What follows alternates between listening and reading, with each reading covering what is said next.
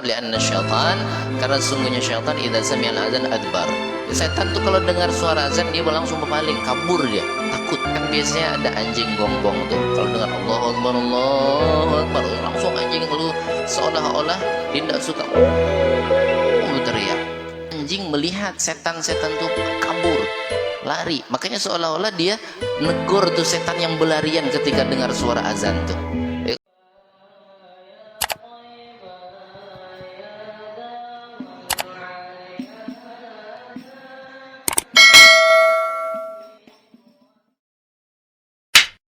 Kemudian, nah kesunahan azan ini, selain azan itu disunnahkan ketika kita ingin melaksanakan ibadah salat fardu ain, juga disunnahkan wa yusannu wa qad yusannul adzanu li ghairi shalah. Terkadang azan juga disunnahkan selain salat.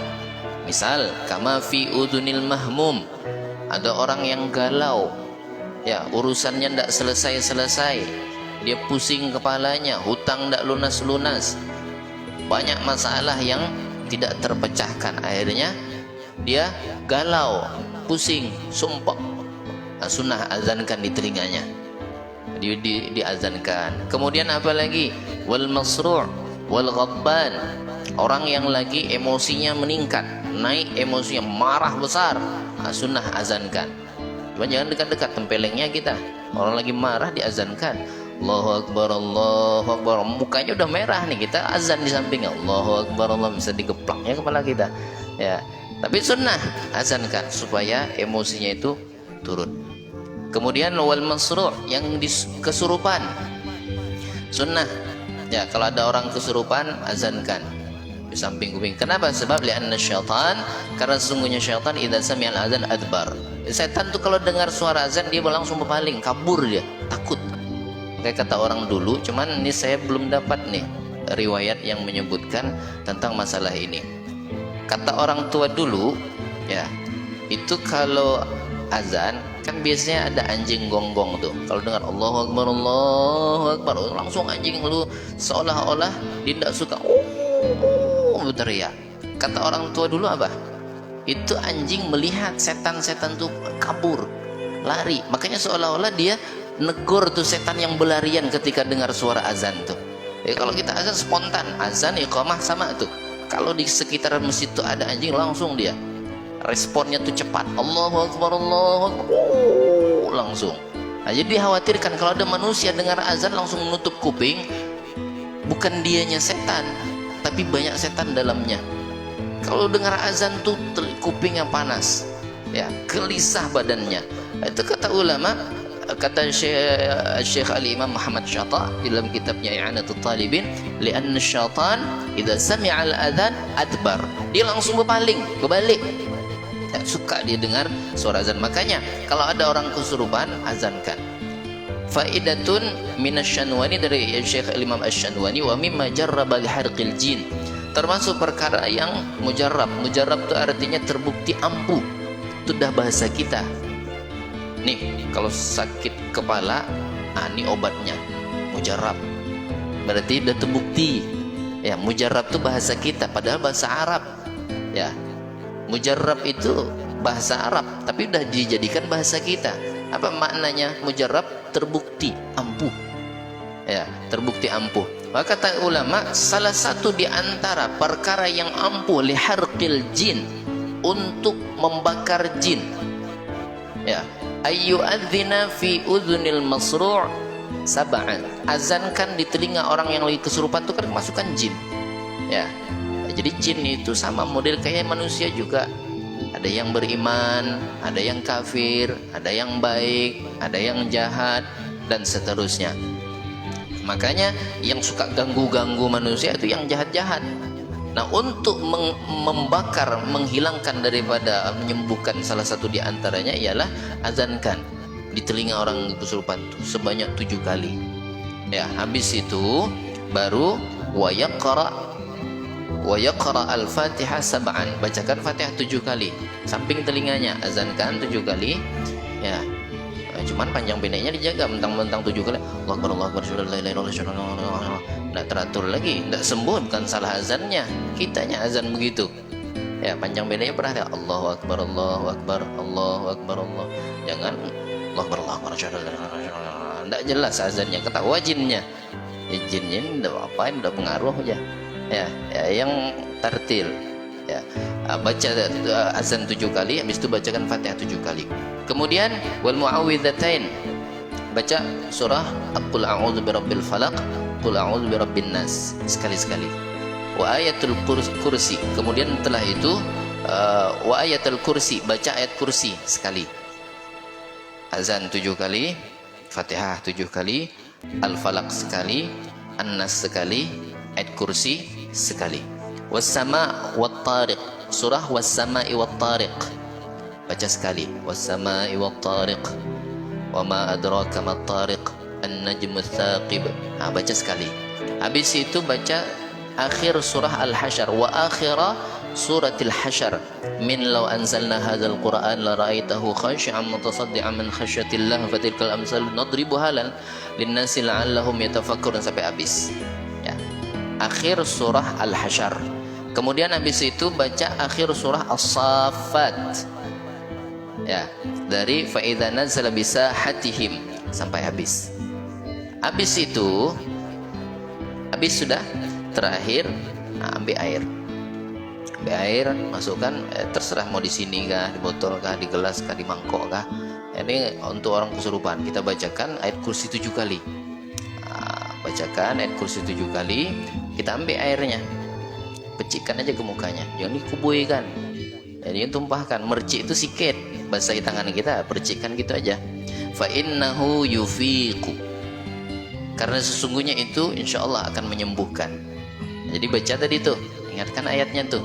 Ya, azan 7 kali, Fatihah 7 kali, kemudian setelah itu ayat Al-Falaq sekali, An-Nas sekali, ayat kursi sekali, Was-sama'i wat-tariq sekali, akhir surah Al-Hasyr sekali, kemudian akhir surah As-Saffat ayat terakhirnya. Setelah itu, kalau mau pakai air, tambahi lagi, bacakan ayat kursi 7 kali, ambil airnya sedikit, basahi tangan kita, percikkan aja ke mukanya. Fa innahu yufiqu, maka itu akan menyembuhkan. Ya. Nah, di antaranya tadi azan tadi itu. Kenapa harus diazankan? Karena kan kalau kerasukan itu jin yang masuki jasadnya. Ya, dimasuki jadi kerasukan.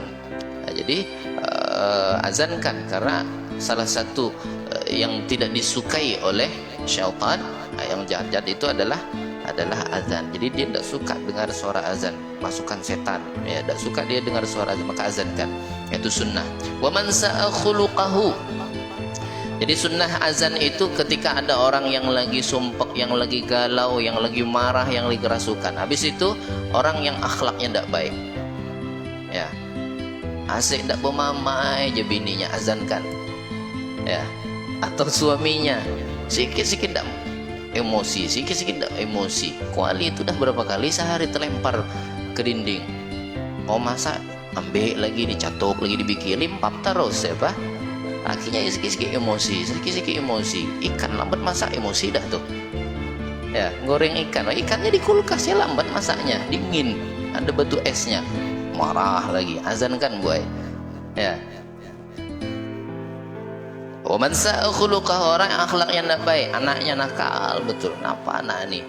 Ya, nakal betul. Bisa jadi ada pengaruh jin atau tidak di ruqyah. Ya, bacakan ayat-ayat tertentu. Nah, jadi salah satu di antaranya caranya azankan dulu. Azankan. Kemudian min insanin au bahimatin, bukan hanya untuk manusia yang tidak baik kelakuannya, termasuk binatang. Ya, binatang ini masya Allah, dia orang Banjar liar betul. Baru beli sapi mau motong kurban, cuman tidak bisa ditaruh. Pokoknya lepas dari tali itu, sudah diikat berapa kali putus, sudah kejar lagi. Coba azankan. Nah, insya Allah tuh akan tenang jadinya tuh. Kemudian wa indal hariq, sunnah juga lagi pas kebakaran, ya azan. Ya, azan. Kemudian termasuk disunnahkan azan juga fi udhunil maulud, di telinga anak yang baru lahir. Nah, jadi kalau anak baru lahir, sunnah azan. Kalau orang meninggal riwayat tidak ada menyebutkan, tapi kata Syekh Ibrahim Al-Baijuri, ya, di dalam kitab Hasyiatul Baijuri, kalau orang meninggal sunnah azan cuman kiasannya lil maulud, Ya, kan riwayat menyebutkan sunnah azan itu ketika anak baru lahir. Nah, untuk orang yang sudah meninggal, kalau di sini mungkin jarang dipraktekkan, tapi kalau daerah Jawa, ya sebelum sudah dimasukkan nih jenazah ke liang lahat, nah, sebelum ditimbun pakai tanah, azan dulu. Allahu Akbar, asyhadu an la ilaha, sampai habis azan. Nah, itu di mana riwayatnya? Kata Syekh Ibrahim Al-Bajuri dalam kitabnya Hasyatul Bajuri, itu dalilnya kiasan dari azan ketika anak baru lahir.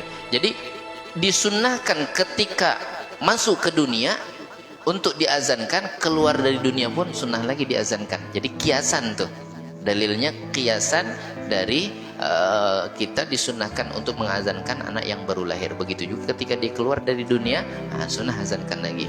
Jadi dalilnya itu ada di kitab Hasyatul Bajuri.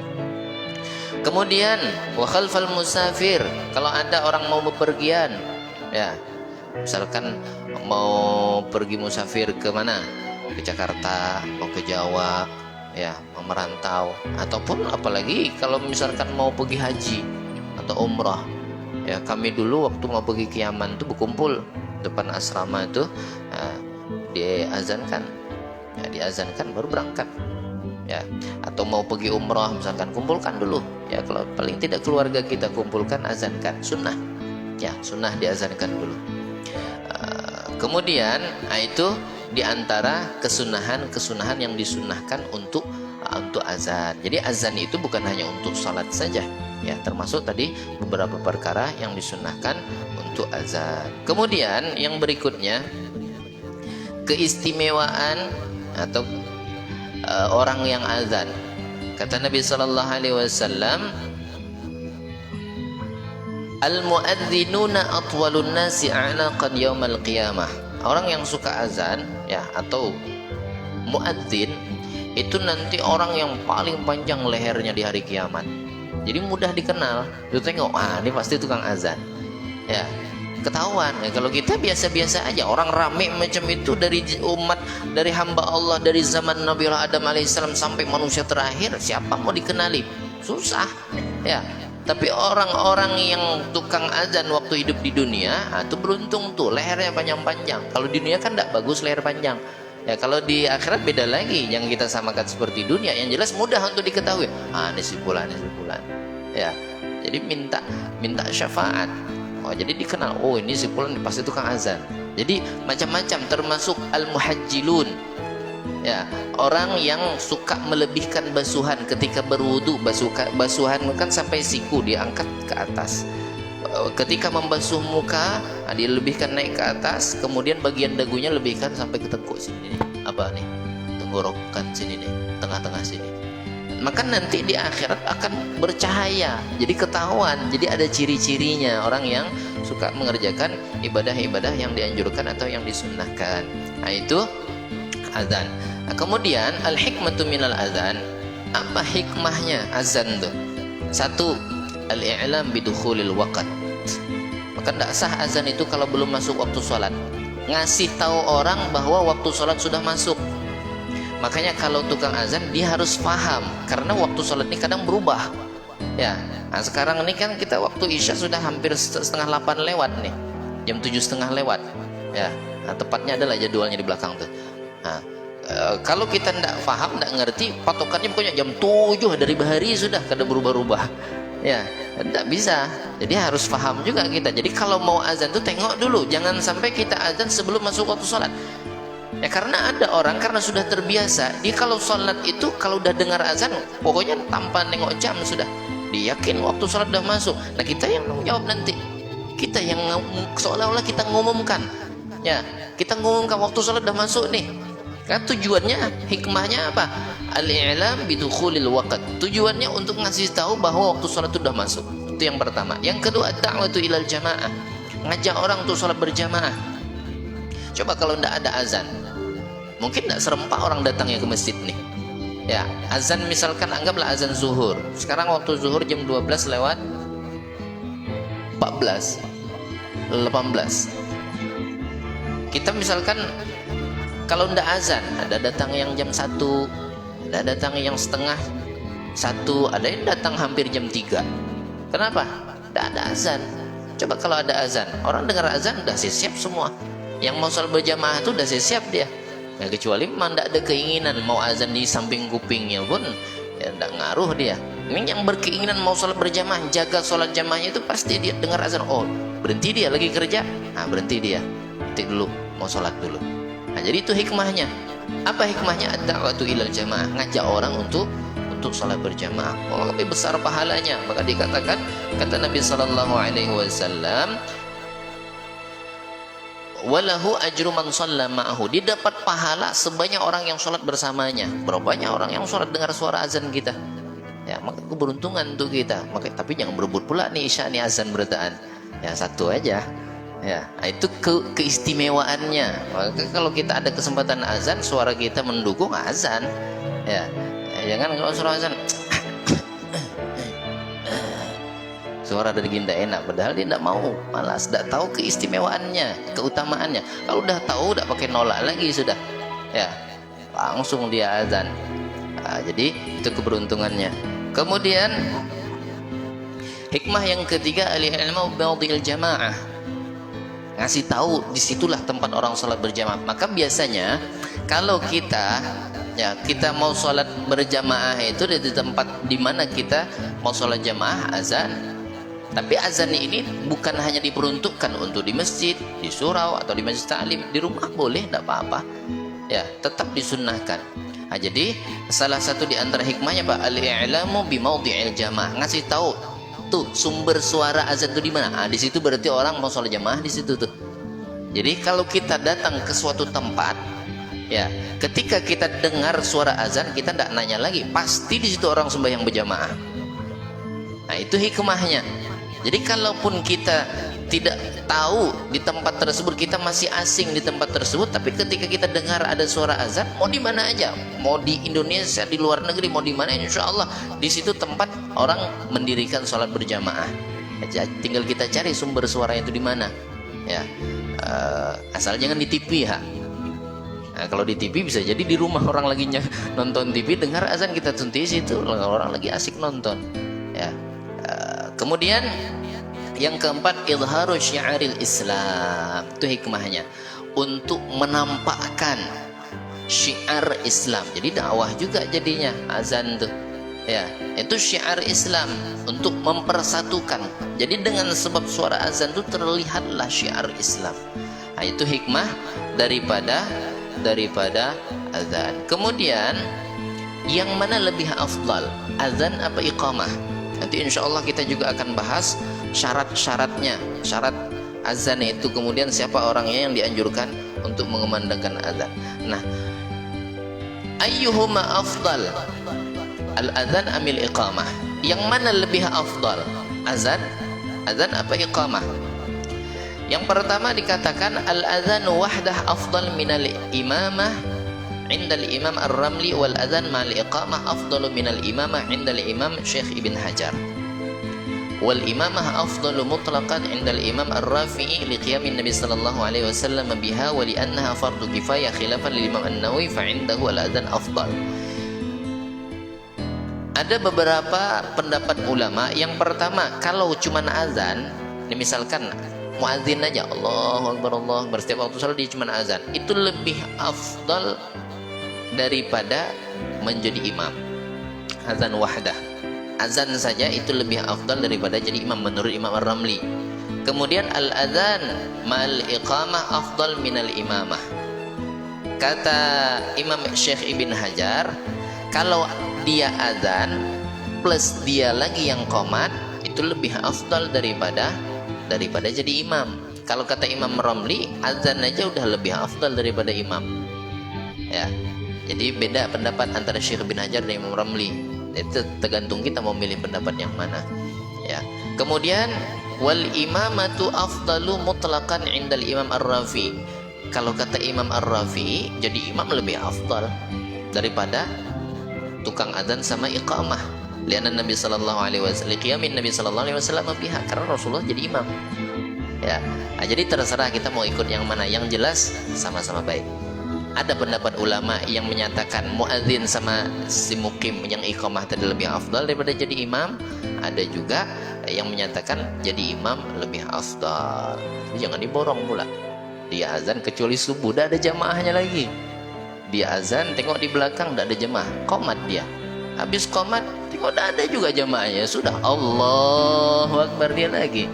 Sekali waladhdallin ada satu jamaah. Amin, lemah pula yang di belakang jamaahnya nih. Itu mau tidak mau kita borong ya. Kemudian wali anna fardu kifayah, maka oleh karena itu salat khilafan Imam Nawawi fa indahu al-adzan afdal. Jadi kata Syekh Imam Ar-Rafi'i, jadi imam lebih afdal. Kata Imam Nawawi, ndak, azan itu lebih afdal daripada jadi imam. Ya, ini cuman perselisihan pendapat. Jadi kalau kita azan ikut pendapat yang menyatakan bahwa azan dari iqamah lebih afdal daripada jadi imam. Yang jadi imam ikut pendapat ulama yang menyatakan jadi imam lebih afdal daripada tukang azan.